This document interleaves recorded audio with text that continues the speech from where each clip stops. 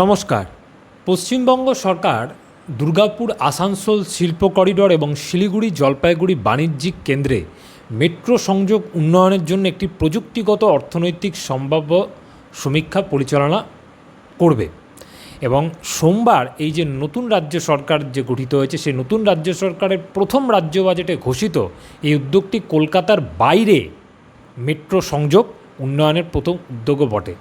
এই সিদ্ধান্তকে আমি অত্যন্ত খুশি হয়ে এই সিদ্ধান্তকে স্বাগত জানাচ্ছি এবং এটা খুব দরকার যে কলকাতার বাইরে, অর্থাৎ কলকাতার বাইরে বলে ব্যাপারটা না, যে পশ্চিমবঙ্গের আরও বিভিন্ন জেলায় মেট্রো যে চালাবার পরিকল্পনা সিদ্ধান্তটা, এটা সত্যি একটা বিশাল ব্যাপার।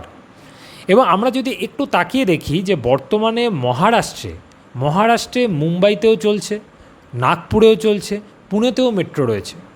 যদি উত্তরপ্রদেশের দিকে তাকিয়ে দেখেন তাহলে কিন্তু নয়ডা আছে, গ্রেটার নয়ডা আছে, গাজিয়াবাদে আছে, লখনউয়ে আছে, কানপুরেও আছে এবং আগামী দিনে কিন্তু কথা চলছে গোরখপুরেও কথা চলছে, এগুলো চলছে না, গোরখপুরে এবং প্রয়াগরাজে এখানেও মেট্রো চালু করার জন্য একটা কথাবার্তা চলছে এবং আগ্রাতেও কিন্তু মেট্রো চলে।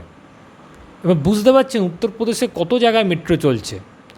প্রস্তাবিত মেট্রো সংযোগটি শহরে গতিশীলতা উন্নত করতে এবং ভ্রমণের সময় কমাতে, রাস্তার যানজট কমাতে এবং শ্রমিক, ছাত্র, ব্যবসায়ী ও নিত্যযাত্রীদের জন্য নির্ভরযোগ্য গণপরিবহন ব্যবস্থা প্রদানে সক্ষম হবে।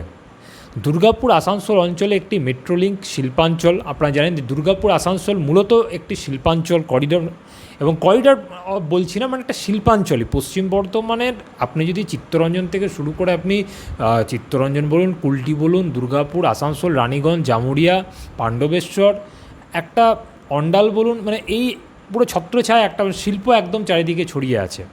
তো এই শিল্পাঞ্চল এবং খনি এলাকা, লজিস্টিক হাব, শিক্ষা প্রতিষ্ঠান এবং বাণিজ্যিক কেন্দ্রগুলির সাথে শেষ প্রান্তের সংযোগকে শক্তিশালী করতে পারে, যার ফলে এই অঞ্চলে উচ্চতর উৎপাদনশীলতা, শ্রমের নির্বিঘ্ন চলাচল এবং বৃহত্তর বিনিয়োগ সাধিত হবে।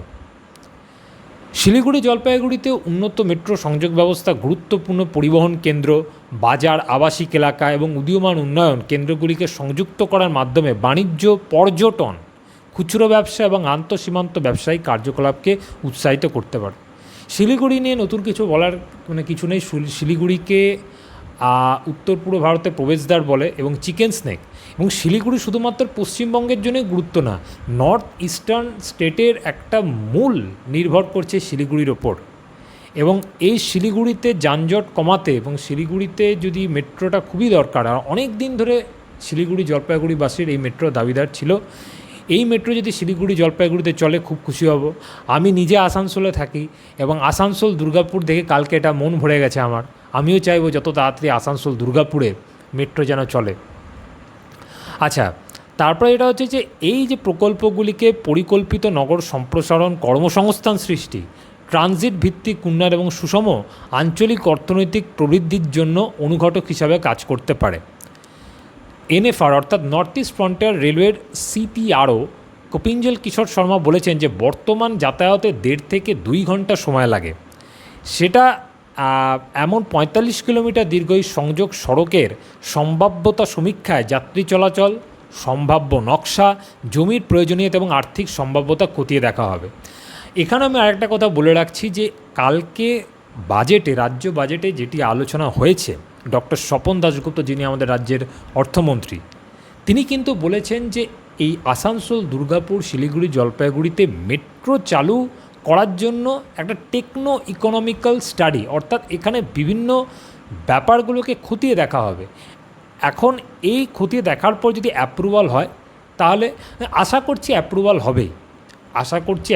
হবেই, কারণ আসানসোল থেকে বলুন, একটা আসানসোলই বলুন, দুর্গাপুর বলুন বা শিলিগুড়ি, জলপাইগুড়ি, এখানে যেরকম জনসংখ্যাও অনেক বেশি। আসানসোল, দুর্গাপুর শিল্পাঞ্চল, সেখানে অনেক প্রয়োজনীয়তা রয়েছে। শিলিগুড়ি, জলপাইগুড়ি পর্যটনের একটা অন্যতম মূল কেন্দ্র, যেখানে আপনি শিলিগুড়ি থেকে কোথায় না যাওয়া যায়, গ্যাংটক, দার্জিলিং, কালিম্পং, কার্শিয়াং, আপনি উত্তর পূর্ব ভারতে গুয়াহাটি, যে কোনো জায়গায় বলুন। এবং তার পাশাপাশি শিলিগুড়িতে যে যানজট কমাতে খুব মেট্রো দরকার, এবং আশা করছি বিভিন্ন সমীক্ষাগুলো করার পর একটা ফাইনাল অ্যাপ্রুভাল হওয়ার পর হয়তো এগুলো ডিটেলসে জানা যাবে যে কোন রুট হয়ে চলবে, কী কী স্টেশন হবে। এখনই আপাতত কিছু বলা যাচ্ছে না, আপাতত যেটা বললাম সেটাই ভিডিওতে বললাম। আরও বিস্তারিত যদি কোনো কিছু আপডেট পাই অবশ্যই আপনাদের জানাবো। ধন্যবাদ।